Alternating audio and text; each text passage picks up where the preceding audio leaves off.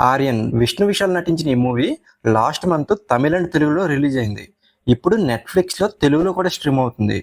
ఇంకా సినిమా చూశాక నాకెలా అనిపించిందంటే ఓకే పర్లేదు, చాలా ఎక్స్పెక్ట్ చేశా స్టార్టింగ్ పాయింట్ చూశాక, కానీ ఎండింగ్ వల్ల జస్ట్ ఓకే దగ్గర ఆగిపోయింది.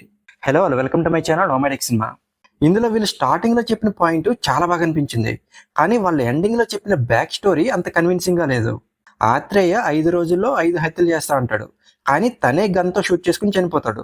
చనిపోయాక ఆ హత్యలు తను చెప్పినట్టే చేస్తాడు. అసలు అలా ఎలా చేశాడు, దీని వెనక రీజన్ ఏంటి అనేది సినిమాలో చూడాలి. చాలా మంచి పాయింటే, కానీ దానికి రాసుకున్న బ్యాక్ స్టోరీ బాగాలేదు.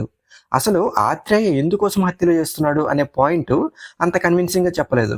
వాళ్ళు చెప్పిన స్టోరీ చూశాక ఆ మాత్రం దానికి హత్యలు చేయాల్సిన అవసరం లేదు కదా అనిపించింది. అలాగే ఫస్ట్ హాఫ్ అండ్ సెకండ్ హాఫ్లో వచ్చే సాంగ్స్ కూడా అనవసరంగా పెట్టారనిపించింది. సెకండ్ హాఫ్లో లాస్ట్ హత్య జరిగే సీన్స్ మాత్రం కొంచెం థ్రిల్లింగ్ అనిపించాయి. మిగతా పోర్షన్స్ ఏవి కూడా అంత థ్రిల్ ఇవ్వలేకపోయాయి. విష్ణు విశాల్ అండ్ మిగతా యాక్టర్స్ అందరూ వాళ్ళకి ఇచ్చిన రోల్స్లో బాగానే చేశారు. అలాగే గిబ్రాన్ ఇచ్చిన బీజియం కూడా పర్లేదు, బాగానే ఉంది. ఇంకా డైరెక్టర్ ప్రవీణ్ స్టార్టింగ్ పాయింట్ బాగానే రాసుకున్నాడు, కానీ దాని బ్యాక్ స్టోరీ అంత కన్విన్సింగ్గా రాసుకోలేదు. ఇంకా ఓవరాల్గా మూవీ గురించి చెప్పాలంటే మంచి క్రైమ్ ఇన్వెస్టిగేషన్ థ్రిల్లర్ అవ్వాల్సిందే, కానీ క్లైమాక్స్ దెబ్బేసింది.